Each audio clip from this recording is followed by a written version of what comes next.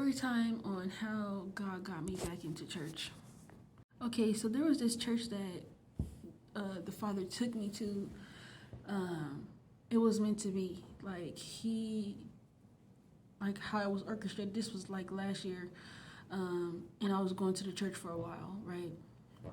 I've always felt like I couldn't have a church home, or it was hard to be around people, whatever. Okay, so I ended up running away from the church. Okay, I stopped going, amongst other reasons, but I just stopped going. It's a small church. The Holy Spirit is definitely there, but it felt like family, and I've always struggled with family type of dynamics. Okay, that's because I grew up in a traumatized childhood, and I never really know what it meant to really be like. You could tell when you've been traumatized. You could tell like togetherness, or when things are peaceful, it makes your nervous system act up because you're so used to chaos. But when you're in a peaceful setting, you it's different, and then it becomes, I don't know, it is really bad. But I was a very troubled kid and a troubled teen, so to be put into a church where there's like literally only like 9 or 10 people that go there every Sunday, it made me feel away. It did, but it had to do with how I felt about God, though. At the end of the day, so the prodigal son is it's a story in the Bible about about the prodigal son who went into the world after he cashed out on his father's inheritance, right? Then he ended up coming back. Okay, so basically, I ran away from God. I ran away from Him because I did not want to feel that togetherness. I felt like I didn't deserve it. I felt like that's y'all thing.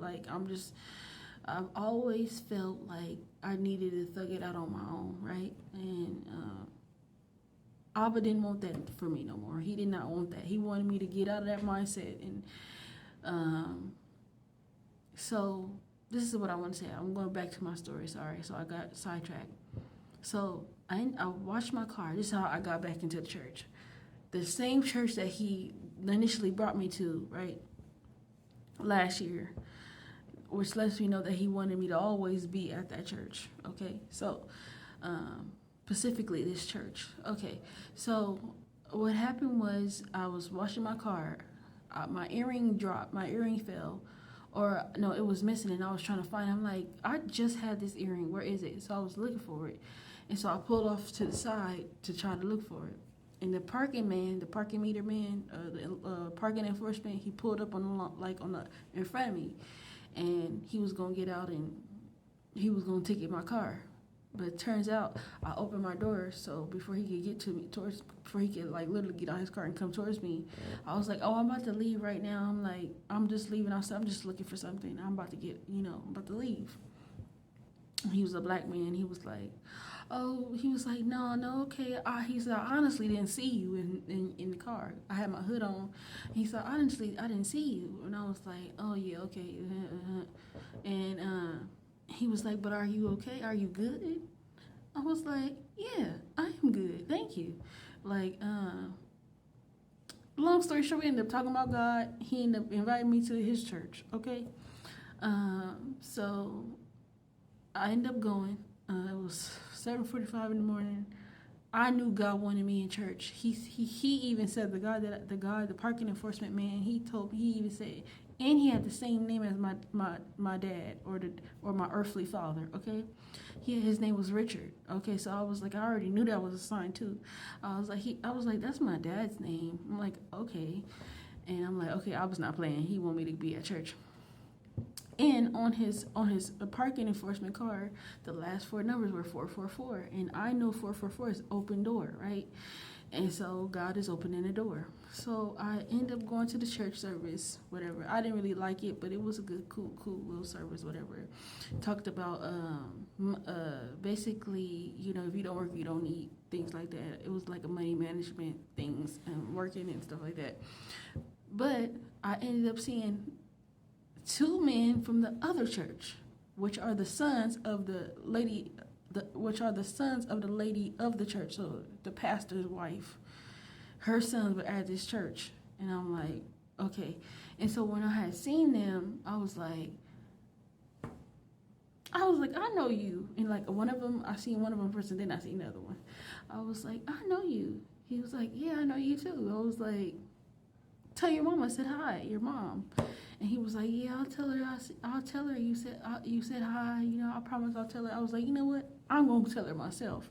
I was like, God want me to go back to that church, and so I ended up going.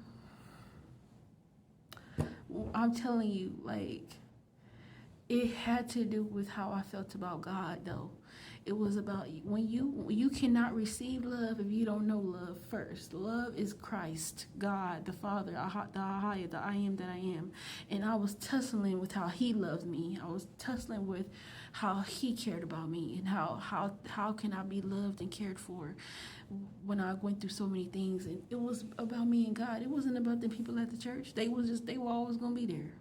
I needed to know what love was from the Father so I can receive it from His people, okay? So that's why I skedaddled and I was gone for a while. But I'm going to be back and I'm staying. I'm not going to run away. That's what I told one of the ladies, that I was like, I'm going to try my best to stick around, okay? But I know He wanted me at church, like how He lined up everything and how He used the parking meter man to bring me to that church. And I ended up seeing the two sons from the last church that I was trying to run away from. And I actually love their mom. I love her, like, you know. But I always just felt like I needed to get away from them. Like, not last Sunday. I stayed and I hugged everybody. I said bye to everybody before I left. I didn't just walk out the door like I usually did.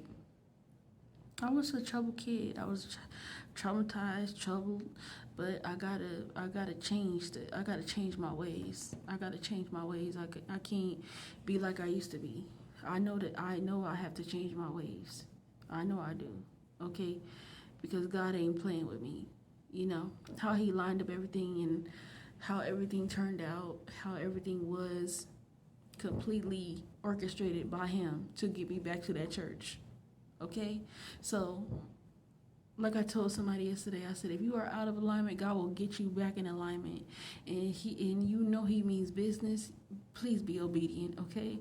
Because He's changing your life around, and He's changing my life around. So I just wanted to share my story about how God got me back in church. Okay, bye. Okay, so I also wanted to include that the church that the parking meter man went to is two different churches than the one I initially was supposed to go back to. So the one that the Father wanted me to go to was the church that He brought me to last year. The parking meter man's church is just the church that he invited me to. Will I go back? I don't know, but I like the parking meter man. I think he's cool. And I don't know if I like the church though, but that's just me.